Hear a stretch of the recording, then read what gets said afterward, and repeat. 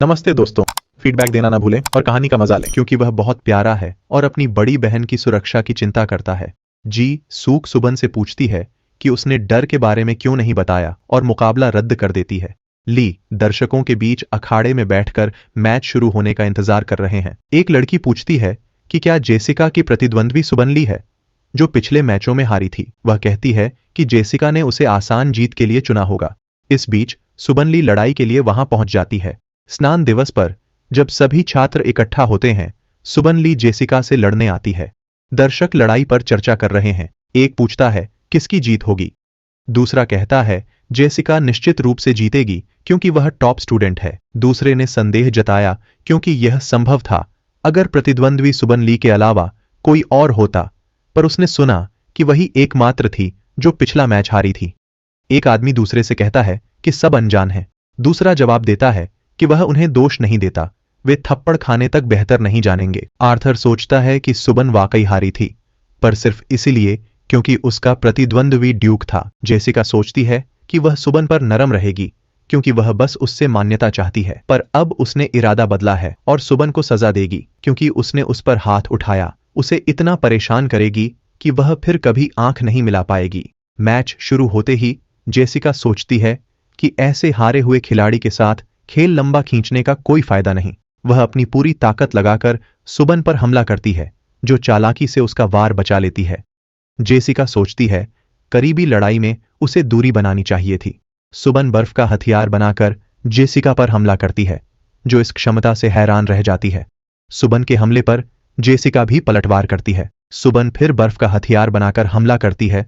Jessica उसे रोकने की कोशिश करती है। सुबन हमला करती है, जेसिका उसे विफल कर देती है। जेसिका हमला करने वाली थी, तभी सुबन फिर से आक्रमण करती है। जेसिका हैरान थी कि सुबन ने इतनी जल्दी हमला कैसे किया। जेसिका ने सुबन से दूरी बना ली ताकि वो सही से हमला न कर सके। सुबन समझ जाती है कि जेसिका भागना बंद नहीं करेगी। जेसिका पूरी ताकत से हमला करती है। सुबन तुरंत बर्फ की दीवार बनाती है। जेसिका देखती है कि सुबन ने बर्फ की दीवार बनाई है। वह मानती है कि सुबन करीबी लड़ाई वाली नहीं है। सुबन अचानक जेसिका पर फिर हमला करती है। हमले के बाद जेसिका जमीन पर गिर जाती है। घोषणा हुई है कि सुबन ली विजयी हुई हैं। वर्ल्ड अवेकनेड एकेडमी के छात्र जेसिका की इस हार से स्तब्ध हैं। वहीं दक्षिण कोरिया के छात्रों ने भगवान का शुक्रिया किया। एकेडमी के छात्रों ने समझा जेसिका हारी नहीं, वह लड़की उस पर हावी हो गई। उन्हें लगा कि क्या यह पुष्टि है कि उनका समूह मजबूत था। दो छात्रों ने कोरियाई छात्रों पर गपशप की, कहा कि उन्हें समझने के लिए खुद अनुभव करना होगा। आर्थर जेसिका की हार से हैरान नहीं, वह जानता था दोनों अलग स्तर की हैं। जेसिका के शरीर से खून बह रहा है। वह अपनी आसान हार पर विश्वास नहीं कर पा रही। वह न सिर्फ हारी बल्कि उसे कोई नुकसान भी नहीं पहुंचा पाई। सुबन ली जेसिका को नहीं देख रही। जेसिका सोचती है कि क्या वह ध्यान देने लायक नहीं है। सुबन ली ड्यूक रेन को देखकर अंगूठा ऊपर करती है। वह अंगूठा नीचे करके ड्यूक को देखती है। सभी छात्र सोचते हैं कि क्या वह ड्यूक को उकसा रही है। एक छात्र जो हार चुका है पूछता है वह क्या कर रही है। वे सोचते हैं कि क्या वह फिर से चुनौती देना चाहती है। आर्थर सोचता है कि अन्य टॉप 10 अब ध्यान देंगे। सुबन अखाड़े से बाहर निकलती है। उसके साथ ही उसकी तारीफ करते हैं। सुबन मुस्कुराकर कहती है कि यह तो बाएं हाथ का खेल था। जी सूक पूछती है कि उसे इतना वक्त क्यों लगा। उप प्राचार्य ने श्री पार्क को बताया कि उनके साथ आए छात्र काफी मजबूत थे। जेसिका उनकी टॉप छात्रा थी, पर वह बुरी तरह हार गई। यह चौंकाने वाला था। वो मुस्कुराकर कहता है कि मैच रोमांचक था, लेकिन इन्हेक को देखकर भ्रम होता है कि प्रशिक्षक इतना दोस्ताना क्यों है जबकि उसके छात्र हार गए हैं। श्री पार्क सोचते हैं कि उप प्राचार्य अपने छात्रों की हार का मजा ले रहे हैं। उप प्राचार्य पूछते हैं कि क्या उनकी अजीब प्रतिक्रिया उन्हें परेशान कर रही है। वो कहते हैं कि वो उनकी भावनाएं समझते हैं, पर अब भी खुश हैं। उनकी अकादमी काफी समय से एक ही स्थिति में थी। वे इसे वास्तविक जागृत दुनिया का छोटा रूप मानते हैं। छात्रों का क्रम उनके समूहों जैसा है।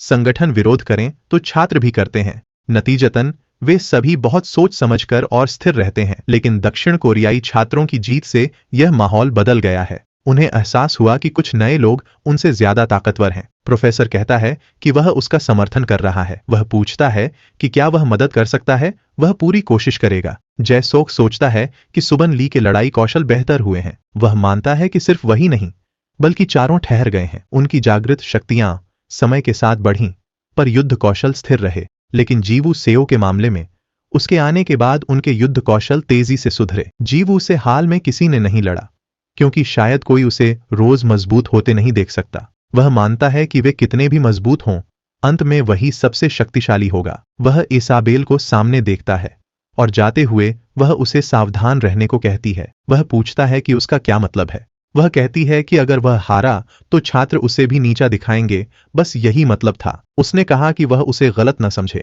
जैसोक अंदर आता है, गुस्से में कि वह कौन है जो उसे क्या करना है बताए। फव्वारे के पास बैठे छात्रों के बीच आर्थर आता है और सुबन के ताजगी भरे मैच की तारीफ करता है। सुबन कहती है कि वह उससे ये सुनना नहीं चाहती, क्योंकि वो ये अच्छी तरह जानता है। आर्थर बताता है कि अकादमी गए बच्चे मैच को उतना ही पसंद करते हैं जितना वो करता है। खेल से प्यार का कारण पूछने पर आर्थर कहता है कि यहाँ के छात्र उन्हें हराने के बाद नीचा दिखाते हैं। उन्हें एक अनजान देश की अकादमी के छात्रों से हारने के लिए दोषी ठहराया जा रहा था। उनमें से एक जेसिका थी, पर अब वो हार गई है तो कोई कुछ कहने की हिम्मत नहीं करेगा। इसके अलावा ज्यादातर छात्र उन्हें और परेशान करने से बचेंगे। जेसिका अपनी अकादमी में काफी ऊंचे रैंक पर थी। अचानक पीछे से एक आदमी आकर आर्थर को कहता है कि वो जानता था कि वो चूहा है, पर इतना बेशर्म नहीं। ग्लैंट जेसिमॉफ आर्थर से कहता है कि वो सबको शर्मिंदा करके अब इनके साथ घूम रहा है। आर्थर मुस्कुराकर कहता है कि वो जाना पहचाना चेहरा है तो मदद कर सकता है। ग्लैंट पूछता है कि उन सब में से किसने ड्यूक और कैन को हराया था। जेसॉक खड़ा होकर पूछता है कि उसे इससे क्या फर्क पड़ता है। जीवू खड़ा होकर बताता है कि उसने दोनों को हराया था। आर्थर जीवू को रोकते हुए कहता है कि वो दोनों भी अचानक हारे थे। ग्लैंट अपना परिचय देते हुए कहता है कि वो ग्लैंट जेसिमॉफ है। वो उसे बताता है कि वह जीवू सेओ है। इसके बाद वह बाहर निकल जाता है। सुबन पूछती है कि क्या वो टॉप 10 में है और क्या ग्लैंट जीवू से भिड़ेगा। आर्थर कहता है कि ग्लैंट इतनी आसानी से जीवू को चुनौती नहीं देगा। सुबन पूछती है कि उसने ऐसा क्यों कहा। आर्थर बताता है कि जीवू ने टॉप 10 के 2 को हराया है तो बाकी भी उतने ही मजबूत होंगे, लेकिन जीवू से हारने पर उन्हें बहुत कुछ खोना पड़ सकता है, इसलिए उन्हें अत्यंत सावधान रहना होगा। गैंग स्योक आर्थर से पूछता है कि क्या वहां छात्रों के बीच स्पैरिंग की अनुमति है। गैंग स्योक पूछता है कि क्या वे उनमें से किसी को चुनौती दे सकते हैं। जेसॉक थकान के कारण रात में बिस्तर पर लेटा रहता है। आज का दिन बहुत लंबा रहा है। वो उन दोनों से पूछता है कि वे क्या कर रहे हैं। जम्हाई लेते हुए वे कहते हैं कि कल से झपकी ले रहे थे। मिस्टर केडन जाग गए। केडन जाग गया। वो कहता है कि अभी जागे हैं तो इसे झपकी नहीं कह सकते। अचानक किसी ने दरवाजे पर दस्तक दी। वो देखने गया कि दरवाजे पर कौन है। दरवाजा खोलते ही उसने गैरेथ लुटोरेन को देखा। वह गैरेथ से पूछता है कि वह उसे क्यों लाया है। वह कहता है कि यह सम्मान की बात है, वह अपने जानवरों को देखने आया है। जैसे ही वह मिस्टर केडन को बिस्तर पर देखता है, वह कहता है कि यही बिल्ली लैंसलॉट को हराई होगी। वह कहता है कि बिल्ली तस्वीर से भी ज्यादा मूर्खतापूर्ण लग रही है। मिस्टर केडन यह सुनकर आक्रामक हो जाता है। गैरेथ शक करता है और जांचना चाहता है कि क्या यह स्वजागृत जानवर है। वह आंखें बंद करके अनजान बनकर मिस्टर केडन से संपर्क करने की कोशिश करता है। केडन के साथ वह चौंक जाता है जब उसे एहसास होता है कि बिल्ली उसे मारने के बारे में सोच रही है। वह प्रतिद्वंद्वी को मारने की तीव्र इच्छा रखता है और मानता है कि यह एक उत्कृष्ट लड़ाकू प्राणी है। जब गैरेथ लुटोरेन जीवू के पास आता है, वे आमने सामने कुर्सियों पर बैठते हैं, जबकि श्री कडेन और श्री कार्टिन बिस्तर पर बैठते हैं। जीवू सोच रहा है कि गैरेथ उससे क्या बात करना चाहता है। वह पूछता है कि क्या उसका नाम जीवू सेओ है, फिर उसके कम्युनियन कौशल के बारे में राय मांगता है। जीवू कहता है कि उसके संचार कौशल में सुधार की जरूरत है। गैरेथ कहता है कि वह अच्छा है क्योंकि वह अपनी स्थिति जानता है। वह कहता है कि बिना नियंत्रण क्षमता के वह संवाद नहीं कर सकता। वह पूछता है कि क्या यह उचित है कि वह केवल 2 जानवरों से संवाद कर सकता है, फिर भी उन्होंने लैंसलॉट को हराया। उसे लगता है कि जीवू की नहीं बल्कि बिल्ली की असाधारण क्षमता ने यह संभव किया। जीवू भ्रमित होकर सोचता है कि क्या उसने देखा है कि श्री कडेन पूरी तरह से बिल्ली नहीं है। श्री कडेन गुस्से में कहते हैं कि उन्हें अभी गैरेथ को मार देना चाहिए। गैरेथ समझाता है कि वह सोचता है कि उसकी बिल्ली भी उनकी तरह स्वाभाविक रूप से जागृत जानवर है, जो जागृत और मानव हैं। श्री कडेन कहते हैं कि वह गलत नहीं है क्योंकि वे बिल्लियों में बदल गए हैं। गैरेथ जीवू को बिल्ली को अपने परिवार को सौंपने का प्रस्ताव देता है। मानव प्रजाति के बाहर किसी जानवर के स्वाभाविक रूप से जागृत होने का कोई मामला नहीं है। जब यह बात फैलेगी तो कई जागृत लोग बिल्ली को छीनने की कोशिश करेंगे और जीवू अपनी मौजूदा क्षमता से उसे नहीं बचा पाएगा। वह कहता है कि अगर वह बिल्ली को उसके परिवार को दे देता है तो वह उसे अच्छा मुआवजा देगा। वे न सिर्फ उसकी जागृत क्षमताओं का विकास करेंगे बल्कि उसे अपने परिवार में सम्मान के साथ स्वीकार करेंगे। गैरेथ जब चलने लगता है, जीवू माफी मांगता है और उसे बताता है कि जो उसने मांगा वह नहीं कर सकता। जीवू जाहिर करता है कि बिल्ली उसका परिवार है और वह उसे इसी तरह रखने की योजना है। गैरेथ कहता है कि अगर वह आने वाले काल के लिए तैयार है तो वह मदद नहीं कर सकता। क्षमता की कमी हो सकती है पर उसके पास सोचने की क्षमता पर्याप्त है। गैरेथ उसे कुछ और विचार करने के लिए कहता है। वह श्री कडेन की ओर देखता है। कडेन भी गुस्से में उसे देखते हैं। गैरेथ जताता है कि वह उस बिल्ली की उत्पत्ति रखना चाहता है। जीवू हैरान होकर पूछता है कि क्या उसने बिल्ली के वंश के बारे में सुना है। गैरेथ सहमति दर्शाता है और उसे कहता है कि उसने ठीक सुना है। जीवू सोचता है कि ऐसा कोई उपाय नहीं है। जब मिस्टर कडेन यह सुनता है वह हैरान होता है और सोचता है कि क्या वह किसी दूसरी बिल्ली के साथ प्रजनन करेगा। गैरेथ जीवू से कहता है कि अगर वह उसे उस बिल्ली का वंश वृद्धि करने देता है तो वह उसे कई संपत्ति देने वाला है। अगर जीवू उसे बिल्ली देता है तो वह उसे उतनी संपत्ति नहीं देगा पर वह उसे भारी मालिकाना हक देकर जरूर संतुष्ट करेगा। वह वापस जाने के लिए खड़ा होता है। जाते समय वह जीवू को अपने प्रस्ताव पर और सोचने की सलाह देता है। बाहर जाते हुए वह श्री कडेन पर नजर डालता है जो उसे आक्रामक रूप से देखता है। गैरेथ उसकी जलती युद्ध भावना देखकर प्रभावित होता है जो किसी भी पल फूट सकती है। वह उत्तेजित महसूस करता है। वह बिल्ली से कहता है कि वह सर्वोत्तम वंशावली का चयन करेगा जिस पर वह भरोसा कर सके। श्री कडेन मन ही मन उसे कोसते हैं। जीवू के कमरे से निकलते हुए वह सोचता है कि उसके सामने इस तरह पेश होने का साहस प्रभावशाली है क्योंकि किसी जानवर ने पहले ऐसा व्यवहार नहीं किया।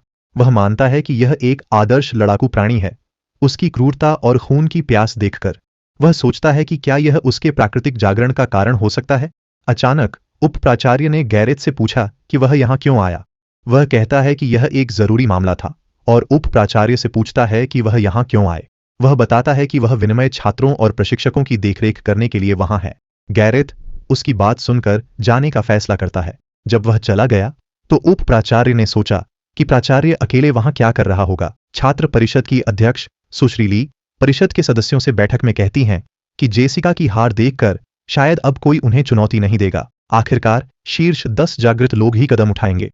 वह सबको सतर्क रहने को कहती है ताकि कोई अनावश्यक उथल पुथल न हो। अचानक एक सदस्य आकर अध्यक्ष को एक और चुनौती देने वाले की खबर देता है। ली कहती हैं कि यह उम्मीद से जल्दी हो रहा है और पूछती हैं कि क्या यह उनके 2 टॉप 10 में से है। सदस्य बताता है कि यह दूसरे समूह का कोई व्यक्ति है। सभी आश्चर्यचकित थे। एक सदस्य ने स्पष्ट किया कि यह उनकी अकादमी का छात्र नहीं है। उन्होंने बताया कि एक विनिमय छात्र टॉप 10 में से ग्लैंट जेसिमोव को चुनौती दे रहा है। उन्होंने नहीं सोचा था कि विनिमय छात्र उनके टॉप 10 को पहले चुनौती देंगे। ली ने उससे ग्लैंट जेसिमोव को चुनौती देने वाले छात्र के बारे में पूछा। उसने बताया कि वह जीवू सेओ था। प्रशिक्षक ने श्री इनह्युक और श्री पार्क की सराहना की।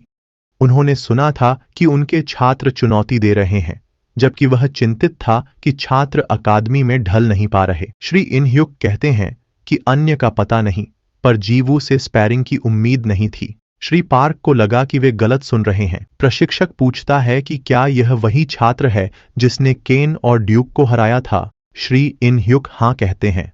प्रशिक्षक कहता है कि वह जीवू का स्पैरिंग मैच देखने के लिए उत्सुक है। सुबिन जीवू से पूछती है कि क्या उसका मैच का अनुरोध उचित था।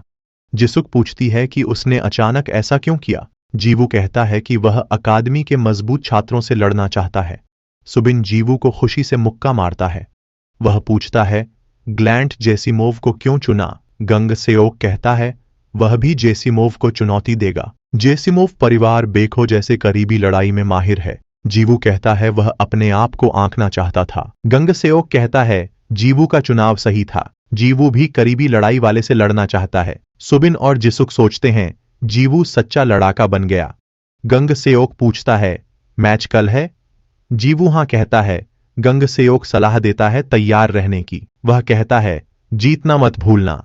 रात को श्री कडेन पूछते हैं जीवू ने उन्हें क्यों चुनौती दी। जीवू मुस्कुराकर बताता है कि वह अपनी उम्र के मजबूत जागृतों से मिलने और लड़ने आया था। जब उसे पता चला कि वह उन्हें चुनौती दे सकता है तो कुछ अंदरूनी आवाज ने उसे तुरंत कदम उठाने को कहा। श्री कडेन मुस्कुराते हुए उसकी सराहना करते हैं। कहते हैं कि यही भावना है। वह जिससे चाहे लड़ सकता है। श्री कार्टिन सोचते हैं कि जीवू कडेनाइजेशन से गुजर रहा है। अगले दिन युद्ध भूमि पर सभी जीवू और ग्लैंट का मैच देखने उत्सुक हैं। 2 छात्र गपशप कर रहे हैं। एक पूछता है क्या सच में दूसरे समूह ने ग्लैंट को चुनौती दी।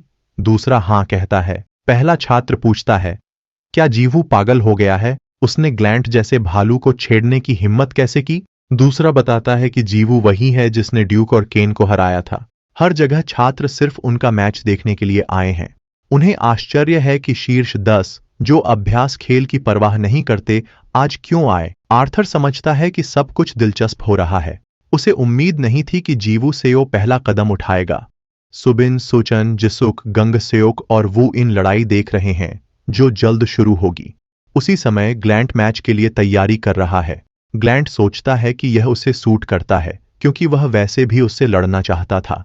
जीवू के आते ही दर्शकों में बैठे छात्र फुसफुसाते हैं कि वह छोटा और शर्मीला है।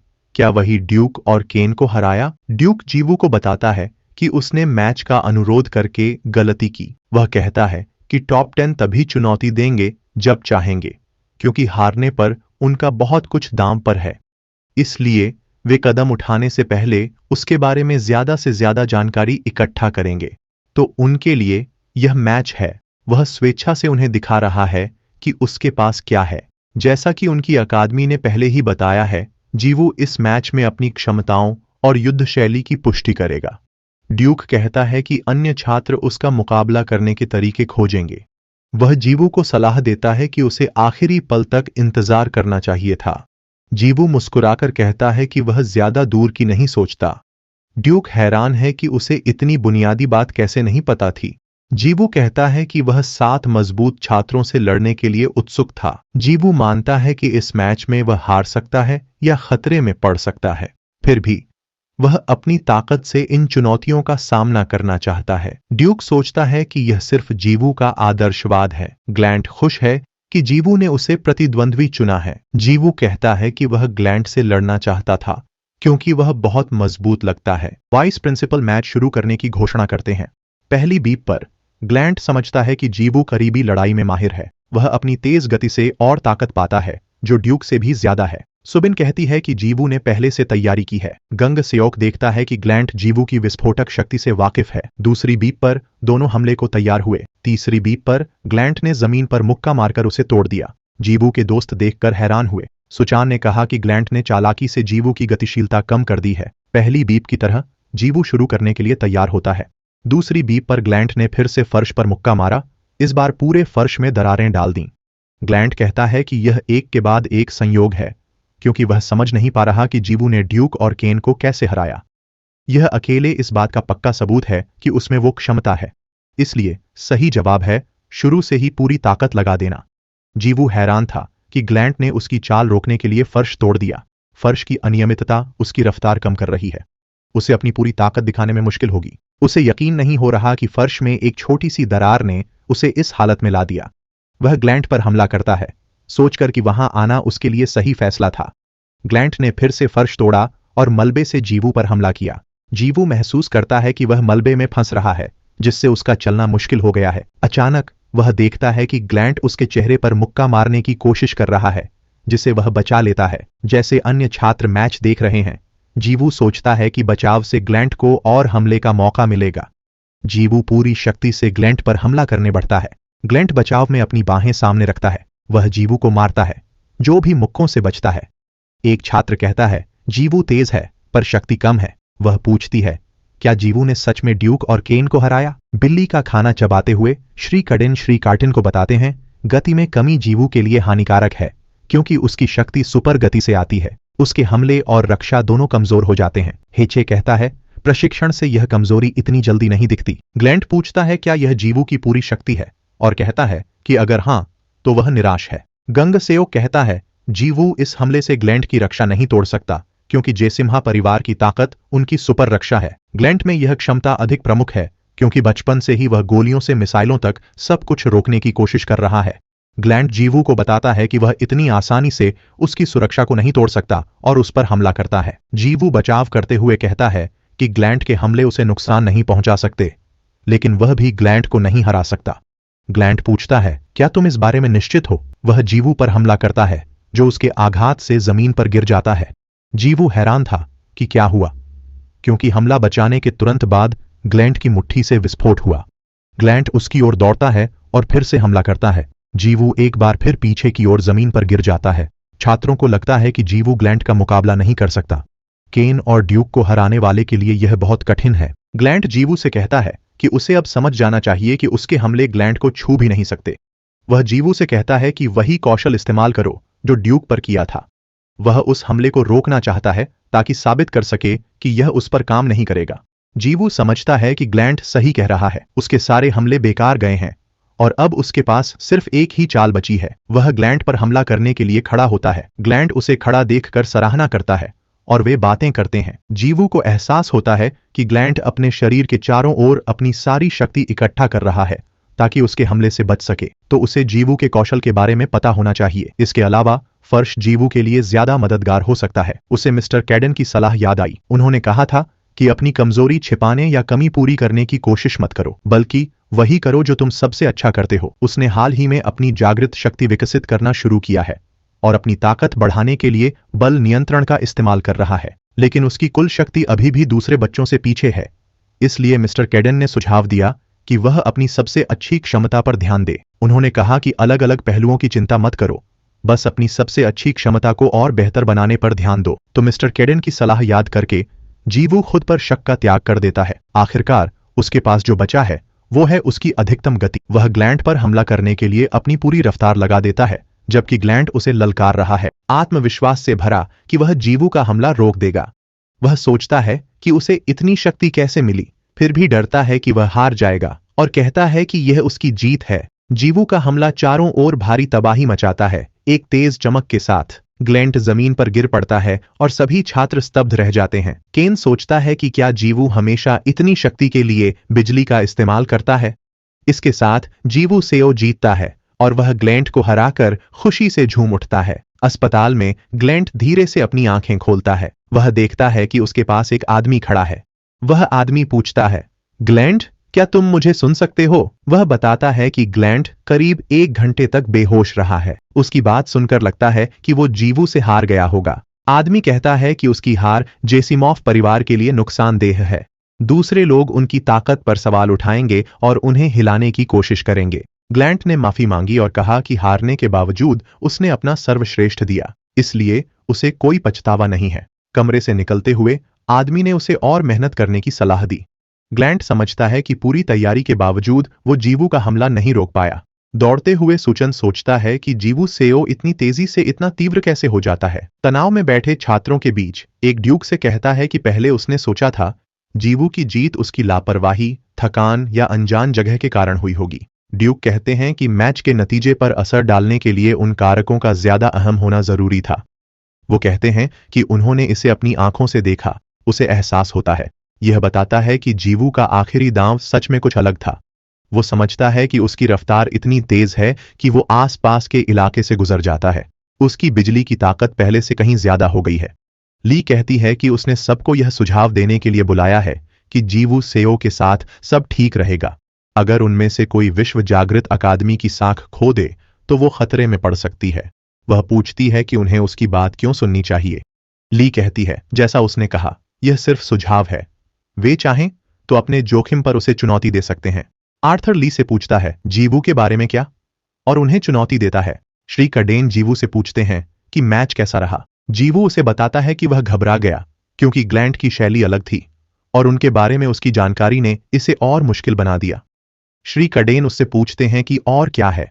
इसके अलावा जीवू बताता है कि वह उसकी कमजोरी देख सकता है और क्यों श्री कडेन उसे याद दिलाते रहे कि वह जिस शक्ति का उपयोग करता है वह नगण्य है। उन्होंने सलाह दी कि वह अपनी मुख्य क्षमता पर ध्यान दे, न कि अलग अलग शैलियां आजमाए।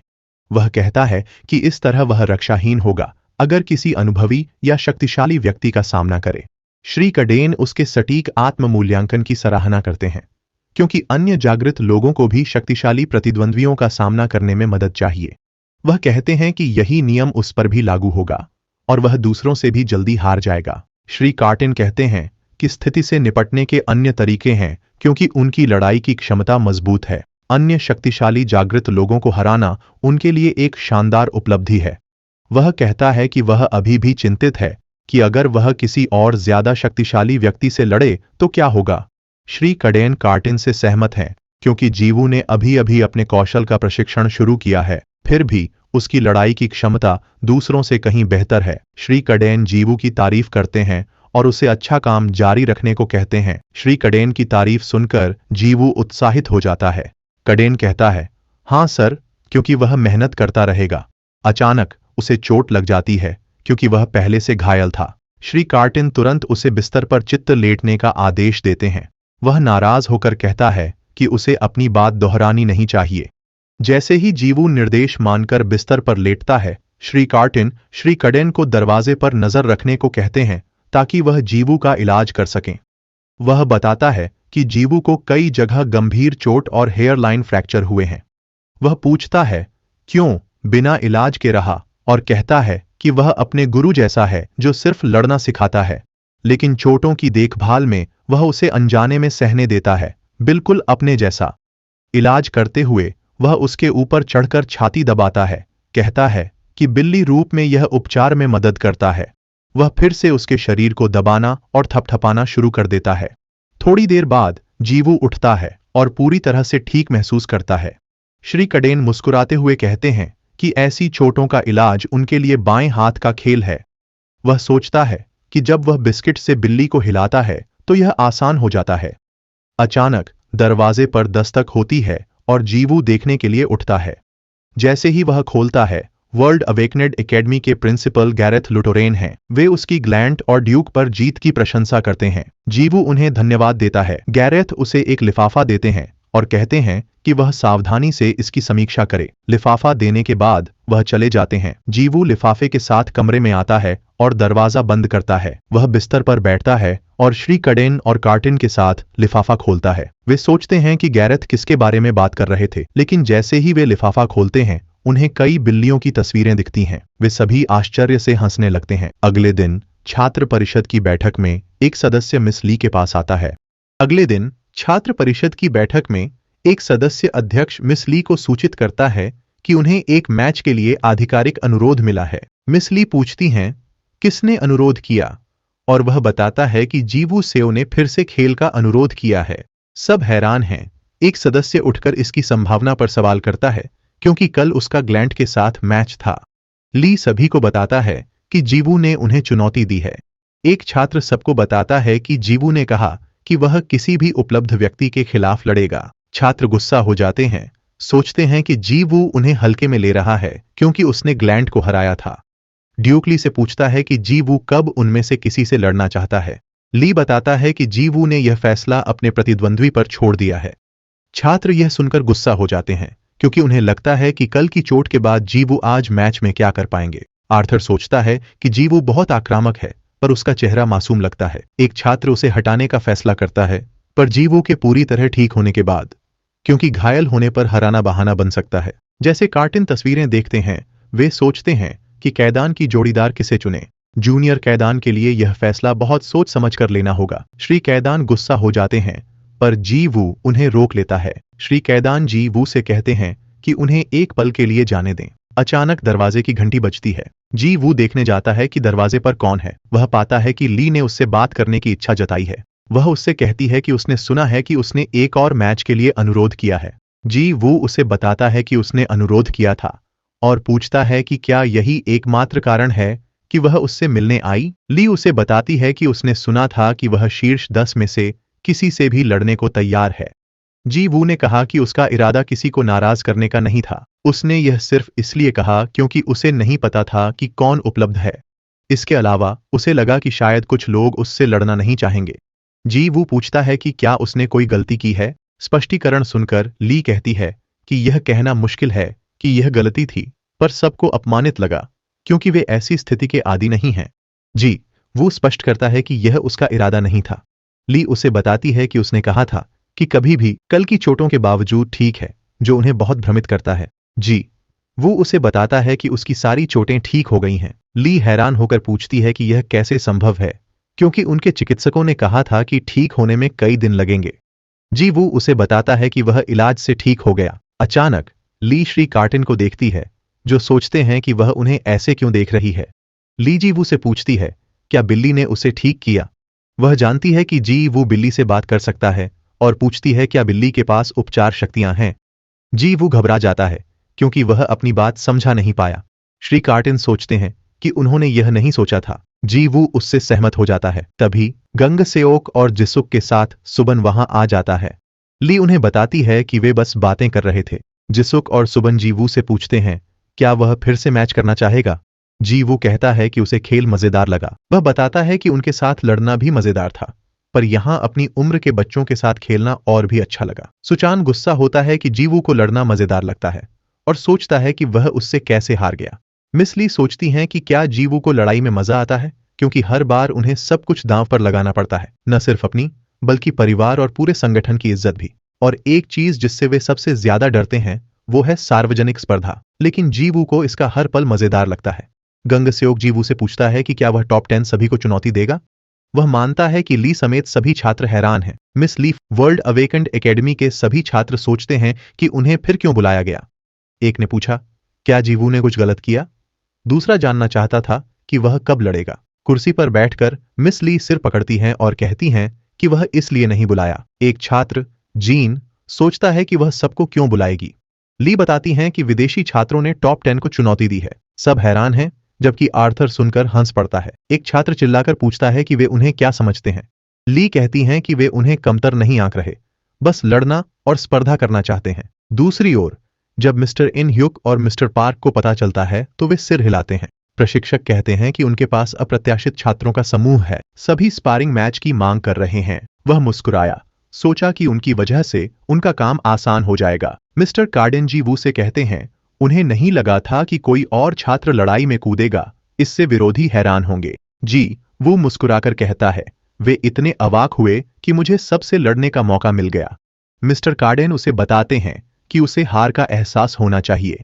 मिस्टर कार्टिन उन्हें देखकर सोचते हैं कि वे एक लालची जोड़ी हैं। वह जीवू से कहता है चिंता मत करो, मैं तुम्हारे साथ हूं, बिना डरे लड़ो। अचानक किसी ने दरवाजा खटखटाया। वह देखता है गैरेथ लुटोरेन जीवू को बताता है कि उसने सब सुन लिया है। जीवू पूछता है क्या उसने आने वाले मैच के बारे में उनकी बातचीत सुनी, पर गैरेथ कहता है उसने सुना कि एक बिल्ली जिससे वह बात करता है उसमें चंगा करने की शक्ति है। जब उसने पहली बार सुना तो उसे यकीन नहीं हुआ। किसी जानवर का खुद जागकर लड़ाई की ताकत पाना असामान्य था, पर चंगा करना कुछ और ही बात है। वो जीवू की तारीफ करता है। उसे लगता है कि जानवर में चंगा करने की शक्ति जगाना लड़ाई की शक्ति से कहीं ऊपर है। उसने जीवू को कहा कि वे बिल्ली की नस्ल भी चाहते हैं। अगर उन 2 बिल्लियों के बच्चे मिलें तो लुटोरेन परिवार उसे बेहतरीन शर्तों पर सपोर्ट करेगा। वो जीवू से पूछता है कि क्या उसे ये प्रस्ताव पसंद है और कहता है कि वो जो चाहे मांग ले। अगर अभी कुछ नहीं सूझता तो बाद में बता सकता है।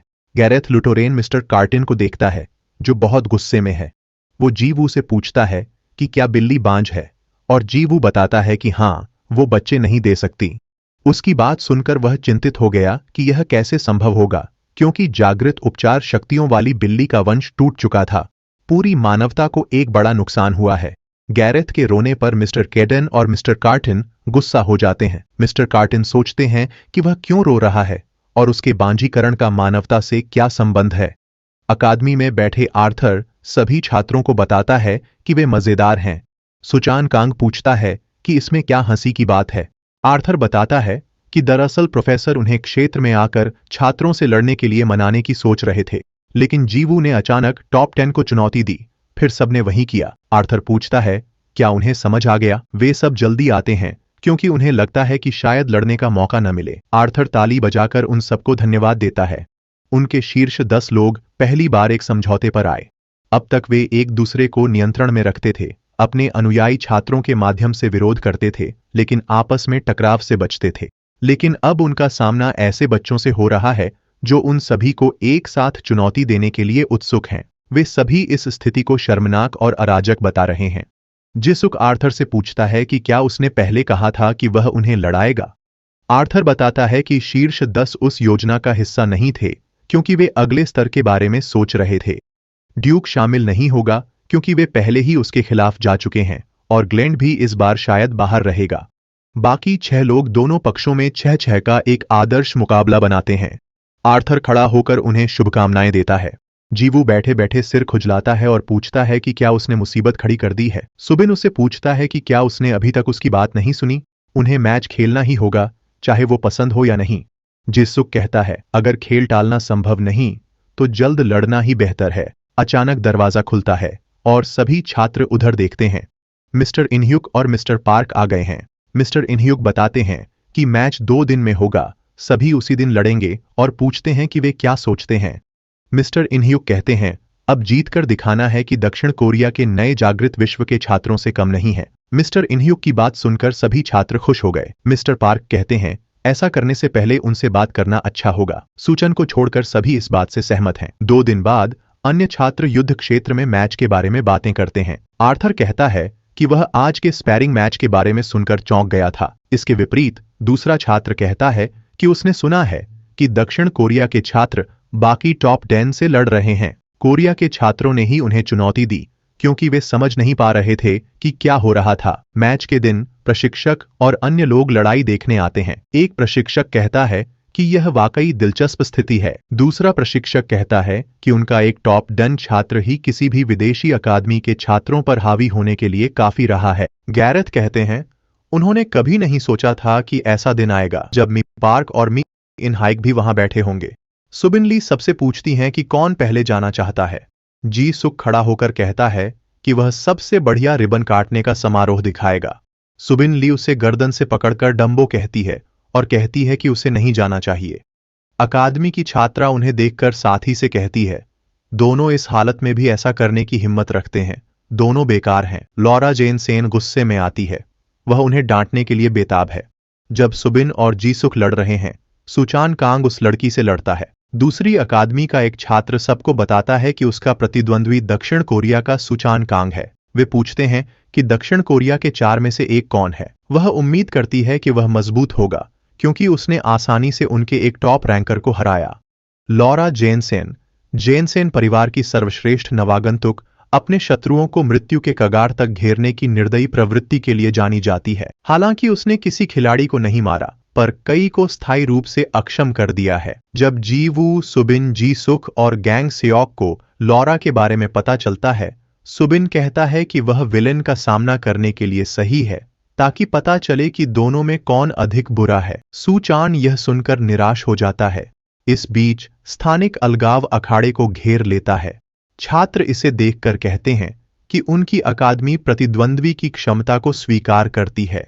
एक कहता है कि यह शीर्ष 10 की लड़ाई में होना चाहिए क्योंकि ग्लैंड की लड़ाई में अंतरिक्ष अलगाव न करने से अखाड़ा ठीक करने में बहुत परेशानी हुई। ग्लैंड वहां चुपचाप बैठा उनकी बातें सुन रहा था।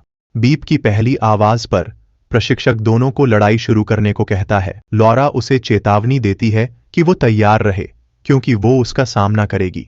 दूसरी बीप पर सुचान कहता है कि वो सबको दिखा देगा। वो मुट्ठी भींचकर कहता है, जब तक वो डटा है बेक डू शीर्ष पर लौटेगा। तीसरी बीप पर लॉरा सुचान के कंधे पर वार करती है पर वो बच जाता है।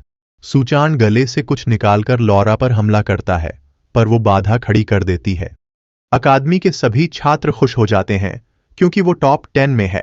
लॉरा खुश होकर कहती है कि यह दूसरे स्तर की बात है। सुचान पूरी ताकत लगाकर सब तोड़ता है और लॉरा पर हमला करता है। वहां मौजूद सभी लोग अपना चेहरा बचाने के लिए ढक लेते हैं।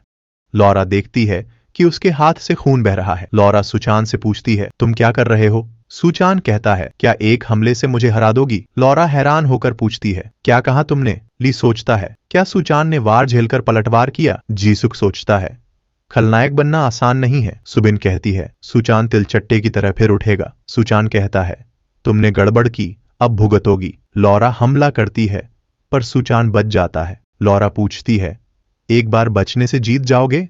लॉरा गुस्से में कहती है, अब और ताकत से मारूंगी। वह पूरी ताकत से हमला करती है। पूछती है कैसा लगा और देखती है क्या वो बच पाएगा, लेकिन सुचान फिर से हमले से बच जाता है। हवा में तैरते हुए वह उसे अपनी ओर आते और हमला करते देखती है। वह उसे देखकर हैरान रह जाती है। ली भी सुचान को देख चकित होता है। समझता है कि वो हवा में इतना ऊंचा उड़ सकता है। वह समझता है कि सुचान लॉरा का सबसे मुश्किल प्रतिद्वंदी है क्योंकि उसकी शक्ति पृथ्वी है। सुचान लॉरा से पूछता है क्या उसका खेल खत्म हो गया? लॉरा हमला करती है और वह भी जवाबी हमला करता है। वे दोनों एक दूसरे पर हमला करते हैं। सुचान हवा में तैरकर जोरदार वार करता है। फिर भी लॉरा उसकी हवाई स्थिति के कारण पूरी ताकत से हमला नहीं कर पाती। लॉरा को और ताकत की जरूरत है। उसके हमले सरल हो गए हैं। वह सोचती है कि सुचान को भी ज्यादा ऊर्जा लगानी पड़ रही है, इसलिए वह जितना हो सके उसके हमलों से बचने का फैसला करती है। अचानक लॉरा महसूस करती है कि उसका शरीर भारी हो रहा है। श्री इनहिएक समझते हैं कि सुचान ने वही तकनीक इस्तेमाल की जो उसने जीवू के खिलाफ की थी। सुचान सोचता है कि यह वह कौशल है जिसमें उसने महारत हासिल की। फिर भी उस समय जीवू की असाधारण गति के कारण यह बेकार हो गया था। लॉरा के मामले में चूंकि वह अलग है, उसका कौशल उसके खिलाफ बेहतर काम करेगा। वह लॉरा को गालियां देता है और हमला करता है। लॉरा बचने की कोशिश कर रही है। एक छात्र कहता है कि सुचिन कांग लड़ाई में अपने कौशल का उपयोग बखूबी करता है। लॉरा कहती है कि अगर वह बच नहीं सकती तो वह उसके हमलों को रोक देगी, लेकिन सुचिन फिर से उस पर हमला करता है। उसका हमला सफल होता है क्योंकि वह लॉरा को पकड़ लेता है। वह खुश होकर हंसता है क्योंकि आखिरकार उसने लॉरा को अपने काबू में कर लिया। वह जोर से हंसता है और पूछता है कि क्या वह सच में विश्व अकादमी के टॉप 10 में है। वह कहता है कि वह उसे धूल में मिला देगा और अपना नाम रोशन करेगा। लेकिन वह कहती है कि मैच यहीं नहीं रुकेगा। वह जमीन छूकर पूरा मैदान तोड़ देती है। सुचिन को अफसोस है कि उसे अंत तक ध्यान केंद्रित रखना चाहिए था। वे मैच को बराबरी पर घोषित करते हैं और तुरंत बाद लॉरा जमीन पर गिर पड़ती है। उसकी अकादमी के छात्र हैरान थे। लॉरा जेनसेन के साथ बराबरी अविश्वसनीय थी। दोनों स्ट्रेचर पर हैं। सभी मानते हैं कि वे अकादमी छात्र से कहीं आगे हैं। दूसरा छात्र समझता है कि सुचिन कांग लॉरा जैसा ही अद्भुत है। क्या वह दक्षिण कोरिया के 4 में से एक है? इसका मतलब है कि बाकी भी उसी स्तर पर हैं। आर्थर समझता है सुचिन अन्य के बराबर है। जिसुक सोचता है वह कमजोर बॉस मॉब बन रहा है, पर सुबिन कहता है कि वह अभी भी फाइनल बॉस बनने से बहुत दूर है। उसी समय जीवू सोचता है कि सुचिन पहले से कहीं ज्यादा शक्तिशाली हो गया है। प्रशिक्षक खुशी से अगली जोड़ी को बुलाता है और कहता है कि अंतरिक्ष अलग न करने पर आपदा होती। वू इन और उसका प्रतिद्वंद्वी जिन अखाड़े में प्रवेश करते हैं और आमने सामने खड़े हो जाते हैं। एक छात्र ने दूसरों से पुष्टि की कि उस लड़के का नाम वू इन था। उसने सुना था कि उसने 4 और जीवू सेओ को खारिज किया था, जिन्होंने ड्यूक और आर्थर को हराया था। वू इन को सबसे कमजोर माना गया था। दूसरी बीप पर जिन वू इन को देखकर सोचती है कि वह क्यों आया। वह 4 में से किसी एक से लड़ना चाहती थी, पर उसे लगता है कि फर्क नहीं पड़ता, वह उसे कुचल देगी और कहानी खत्म। तीसरी बीप के साथ ही वू इन तुरंत उस पर हमला करता है, पर उसका हमला जिन को नुकसान नहीं पहुंचाता क्योंकि उसे पता था कि वू इन शुरू में ही हमला करेगा। जिन वू इन की ओर बढ़ती है और कहती है कि उसने सुना कि लड़ाई शुरू होते ही वो आक्रामक हो गया था जब उसने उनमें से एक का सामना किया, इसलिए उसने शुरुआत में थोड़ी सावधानी बरती और खुद को उसके हमले से बचाया। जिन संगठन ओमेगा द्वारा प्रायोजित एक नई खिलाड़ी है। गैंग स्योक उन्हें बताता है कि जिन अपनी अग्नि शक्ति के कुशल नियंत्रण के लिए जानी जाती है। जिन वू इन पर हमला करती है और सुबिन कहता है कि वू इन अपनी शक्ति को नियंत्रित करने में बहुत अच्छा है। जैसे ही जिन वू इन पर हमला करती है, वह बदले में उसके हमले को बदल देता है। जब जिन देखती है कि वू इन ने अपना नुकसान कम करने के लिए उसके हमले की दिशा बदली, वह आक्रामक हो जाती है। वू इन उस पर हमला करता है और वह भी बदले में उसके हमले की दिशा बदल देती है। गैंग सेओक सोचता है कि वह दिखावा कर रही है क्योंकि उसने भी उसी तरह हमले की दिशा बदली। दूसरी ओर विरोधी टीम का छात्र भी महसूस करता है कि जी वू अचानक हमले और शक्ति नियंत्रण में माहिर होगा। फिर भी वह जिन के लिए कोई मुकाबला नहीं है क्योंकि उसकी नियंत्रण तकनीक अकादमी में सबसे अच्छी है। जिन वू इन से कहती है कि उसने कभी उसके जैसे किसी से मिलने की उम्मीद नहीं की थी क्योंकि अब तक उसने सिर्फ मोटे लोगों का सामना किया था। वह अपनी सारी शक्तियां इकट्ठा करती है और वो इनसे कहती है, चलो बाकी सब छोड़कर शक्ति नियंत्रण का मुकाबला करें। वह उस पर अपनी सारी आग फेंकती है। वू इन ने ऐसा नहीं किया। आग की लपटें उसकी ओर बढ़ीं। वून ने उसके हमले को नुकसान नहीं पहुंचने दिया। छात्र सोचते हैं, क्या दोनों अपनी शक्तियों से एक दूसरे के हमले रोक रहे हैं? वह समझती है कि वून के पास भी उत्कृष्ट प्रतिक्रिया और कौशल होना चाहिए। जिन ने सटीक रूप से एक नियंत्रण युद्ध का सुझाव दिया। उनके निरंतर हमलों से एक गूंजती आवाज निकलती है। एक छात्र सोचता है, क्या हमलों का पैमाना बढ़ता जा रहा है? वून अपनी शक्ति जुटाता है जबकि जिन हमला करती रहती है। समय के साथ उनके हमलों की तीव्रता बढ़ती जाती है। सुबिन देखती है, वून पीछे नहीं हट रहा, पर जिन धीरे धीरे पीछे जा रही है। जिन पूरी शक्ति से हमला करती है, पर वून उसकी दिशा बदल देता है। जब ली इसे देखती है तो वह हैरान रह जाती है कि जिन सिर्फ एक बाहरी व्यक्ति के शक्ति के खेल में फंस गई है। उसके पास खड़ा दूसरा छात्र सोचता है कि वून कहां से आया। जिन सोचती है कि अगर वह शक्ति का नियंत्रण खो देगी तो गुस्से में पागल हो जाएगी। वह अपनी पूरी ताकत जमा करके वून पर हमला करती है। हमला रोकने पर वह देखती है कि वून थोड़ा घायल है, पर वह अपनी शक्ति से पलटवार करता है। वह तुरंत पीछे हटकर खुद को बचाने की कोशिश करती है। वह वून को गाली देती है। सुबिन उस पर चिल्लाती है। पहले उसने शक्ति परीक्षण के लिए कहा, फिर अचानक उसे मारा क्योंकि वह खुद लगभग मारी गई। सुबिन सोचती है कि जिन को सुचान से लड़ना चाहिए था क्योंकि वह बहुत बुरी है। वह उप प्राचार्य से जिनकी हार की घोषणा करने को कहती है, गलत खेल के कारण।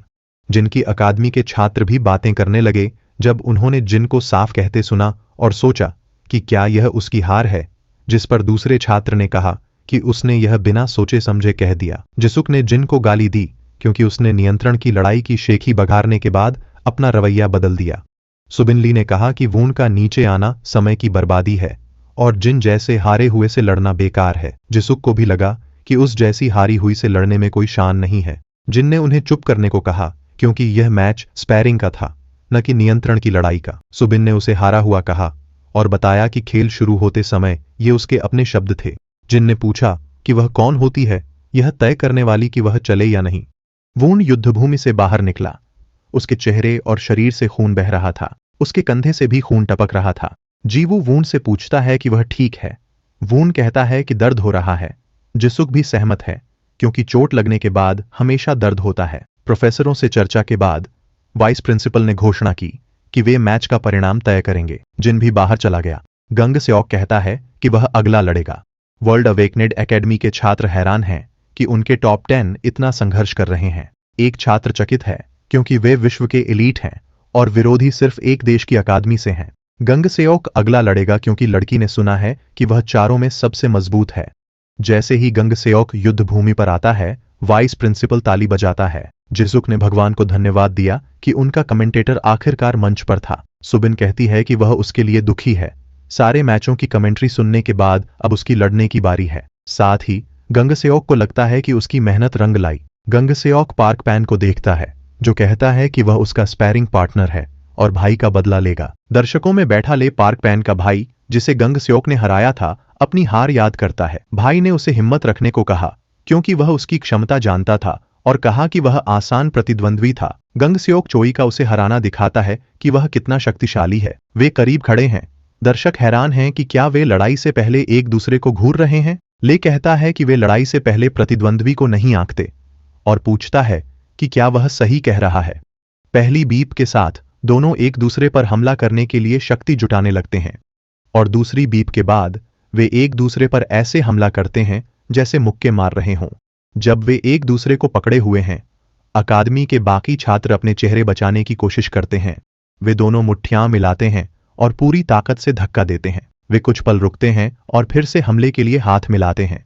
जिसुक उनकी लड़ाई की शैली देखकर हैरान होता है। वे हाथ छोड़ते हैं, फिर कुछ देर बाद दोबारा जोड़कर पूरी ताकत से धक्का देते हैं। दर्शक हंसते हुए सोचते हैं कि यह एक सच्ची मर्दानगी की लड़ाई है। उन्हें दिखावा छोड़ सिर्फ मुक्केबाजी पर ध्यान देना चाहिए। वे सोचते हैं कि क्या दोनों एक दूसरे को पहले कुचलने की कोशिश कर रहे हैं।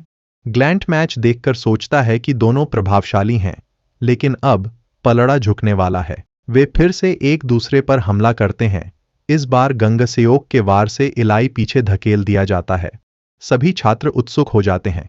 एक सोचता है कि क्या गंग सेओक ने इलाई को पीछे धकेल दिया है। इलाई का हाथ थोड़ा छिल गया। गंग सेओक यह देखकर पूछता है कि क्या वह एक आखिरी हमले के लिए तैयार है। वह फिर शक्ति जुटाकर कहता है कि अब उनकी लड़ाई का अंत होना चाहिए। वे दोनों एक बार फिर भिड़ जाते हैं और आखिरी बार एक दूसरे पर हाथों से वार करते हैं। जैसे दोनों हमले में पूरी ताकत लगा रहे थे, गंग सेओक ने इल्लई पर जोरदार वार किया। एक चमक के साथ सबको पता चल गया कि इल्लई का हाथ बुरी तरह घायल हो गया है।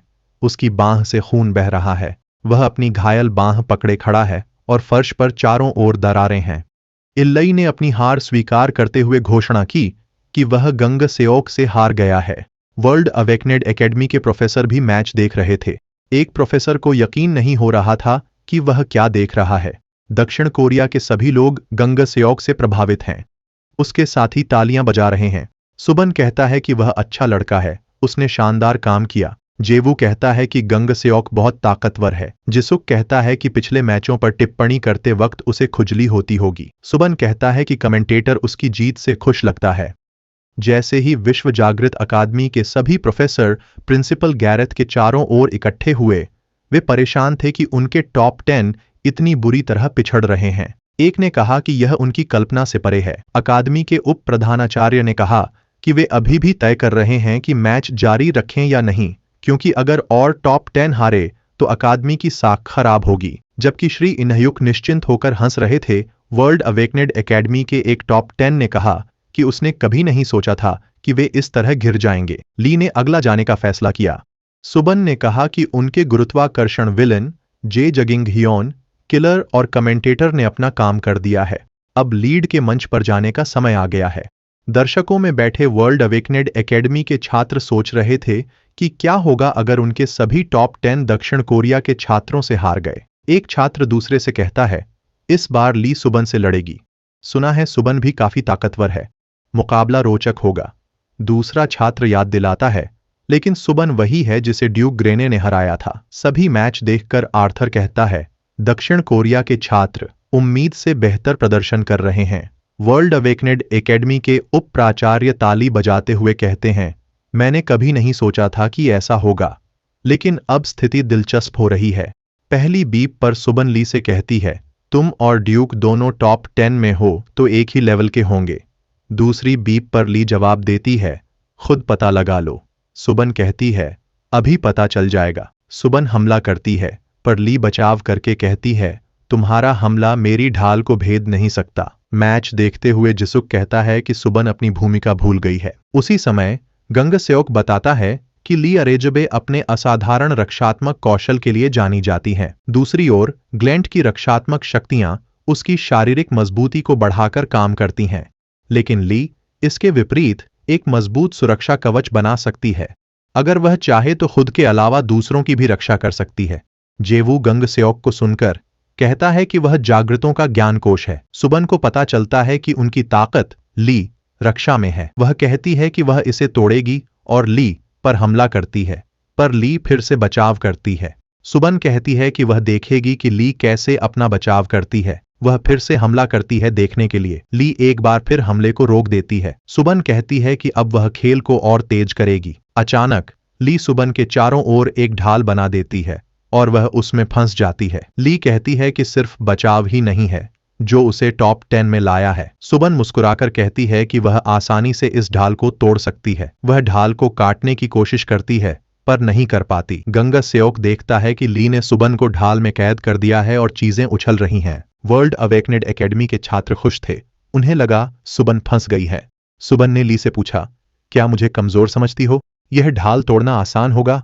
सुबन ने ढाल तोड़ने की कोशिश की पर वह सिकुड़ गई। गैंग सेओक ने कहा, जगह कम है, वह करीब है, बल लगाएगी तो अपनी शक्ति में फंस जाएगी।